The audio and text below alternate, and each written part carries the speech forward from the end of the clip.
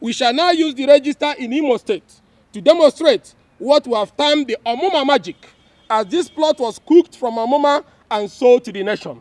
The Imo State governor, my own state, is from Omuma ward in Oru East local government area of Imo State. In 2014, Omuma ward had barely 6,500 registered voters.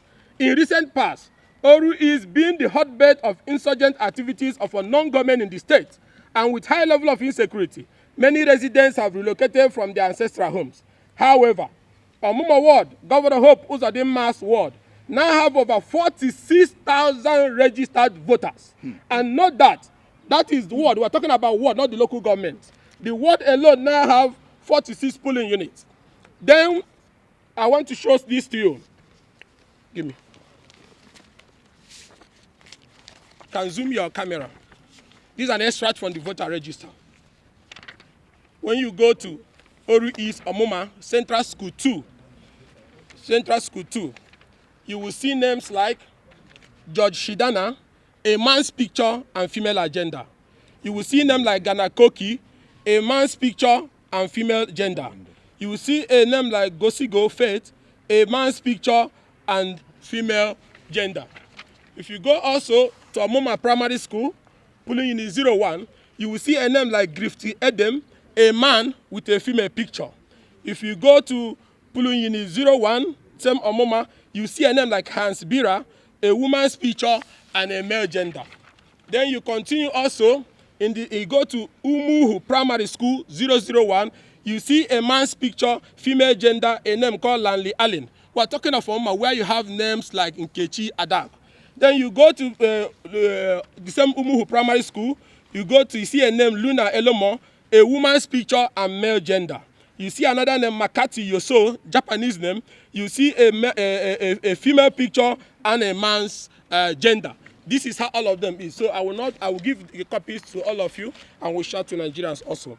Now, when we went through the register, we discovered thousands of these foreigners in the register with names such as Grifty Edem, Hins Bray, Floyd Gary, Ford Scott, Ghana Stella, Hood Killer, Harin Drake, Gruti Silas, Lenley Allen, Luna Amo, Loweri Zafana, Makati Yusio, Muru Amba, Morono Lee, Maurice Dakwam, Navarro Dankwam, Tansin Kata. They are all in their thousands in Hope Uzodinma's village, Omuma ward in Imo State. We are using Omuma and Imo as a test case of what has been done to over 18 states in the country. It is, however, very instructive that it will be discovered from the data in the register that we shall make available to you that all these fake registrants, both old and young, as can be seen from their photos, all have the same date of birth, 1983, including the grandmothers there.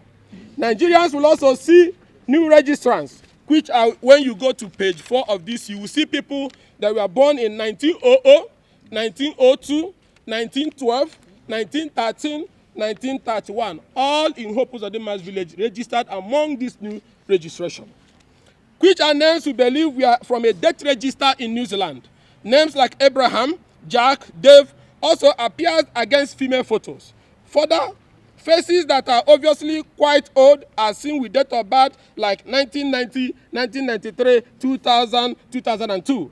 You will also find obviously female names such as Rebecca, Jane, Gloria, Mary, Felicia against male photos, and also see photos of women wearing hijab yet answering village names in Omuma in thousands. I need to remember that Omuma is the Oru East in Osu, where the activities of unknown government is very high, and INEC office have been burnt. Male gender were assigned to female photos, and female gender assigned to male photos.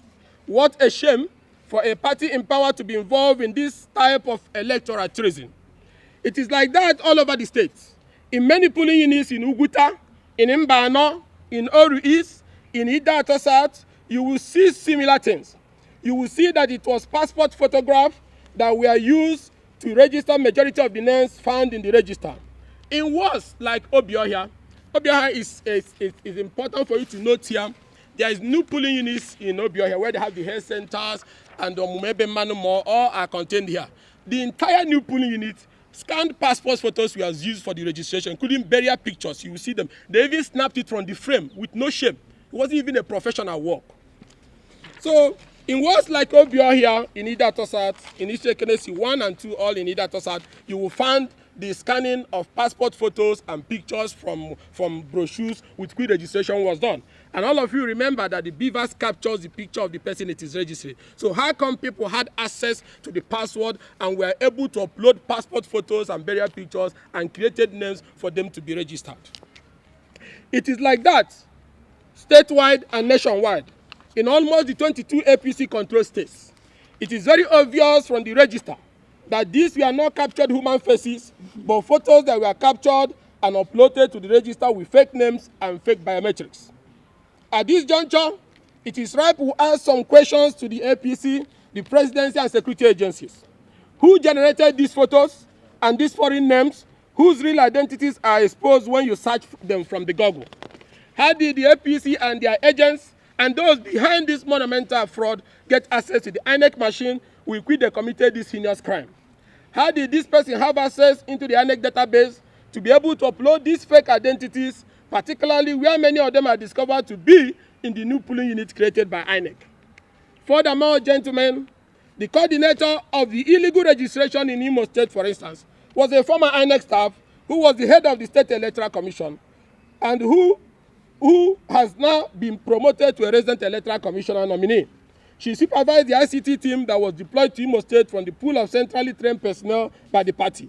Many would ask, how would this affect voting on election day, since INEC has insisted on the use of beavers as the only means of accreditation and voter authentication? This brings us to the second stage of the plan. We have now finally, before I go to that second stage, how would this affect election?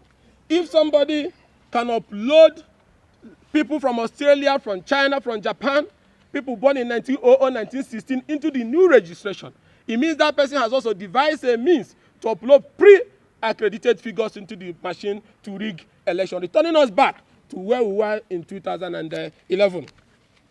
Also, we have now finally obtained a copy of a secret suit filed in the Federal High Court, Owerri. We'll give you a copy of this court process. And I want every Nigerian listening to stop whatever you're doing and listen to this. We have now finally obtained a copy of the secret suit filed in the Federal High Court, Owerri, seeking to nullify the use of the beavers machine by relying on a false claim to be made by the Nigeria Information Technology Development Agency and the Federal Ministry of Communication and Digital Economy to the court. Our vigilance team has also discovered the second suit filed on the same matter. These copies of both suits are here in our hand. This move was created as a safer option as the alternative. A more risky option is to preload the beavers machine with accreditation figures matching the numbers of the illegal registration and generating results in those areas.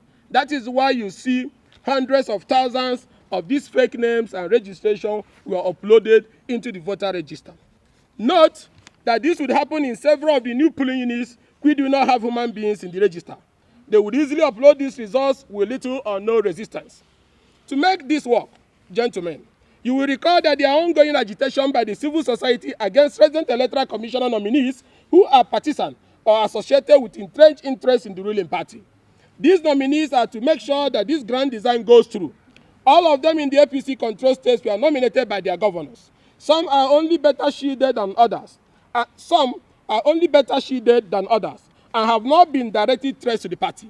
However, the rigging plot ensured that the party has full control of the regs in their state and some other strategic states.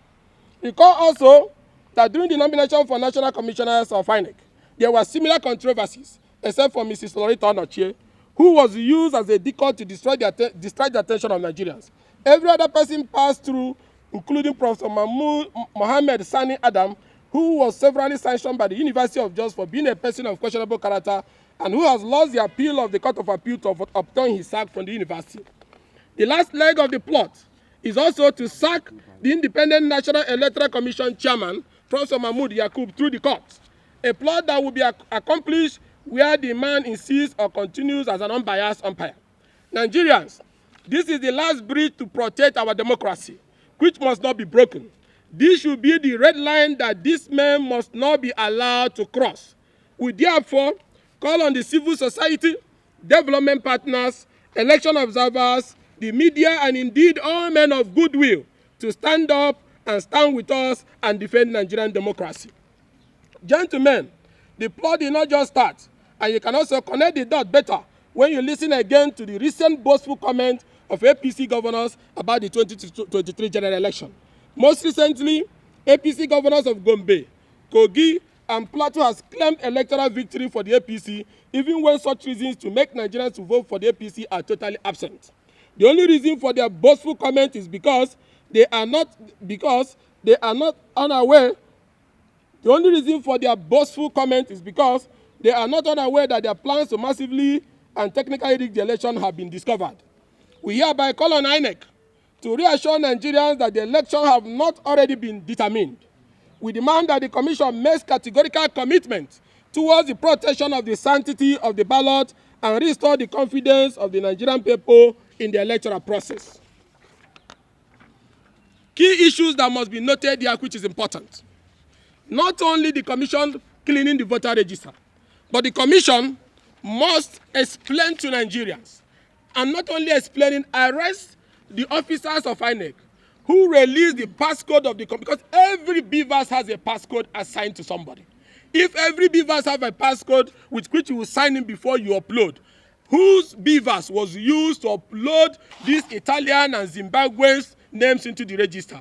Whose BVAS was used to upload names that contains hundreds of thousands of female pictures but have male genders? Not only cleaning the register, but you must arrest the people who were involved in this Omuma magic. Not only clean the register in Omuma and parts of Imo and the 18 states in the country which have been adulterated, but arresting the staffs who were involved in releasing their passcode for fake registration to be uploaded into the BVAS, and also to find out how they intend to do accreditation. Because if these names are fake, how then are they going to do accreditation? Which now confirms our intelligence that the same people who are behind these mafia operations have devised a system to upload pre-accredited fingerprints into the BVAS to pay for writing of fake results which will be transmitted, and that will make it look like it's a genuine election.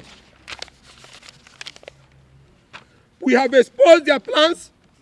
We have handed over the concrete evidence to the Nigerian people today, gentlemen of the press as well, and we say you use your voters, and we say you use your influence and your advocacy power to start speaking out today to unravel how this happened to our register and to ensure that those behind it are apprehended. As we commend the INEC leadership for cleaning the double registration, we are demanding that they unravel the circumstances that led to outright upload of fake data into the BVAS machine.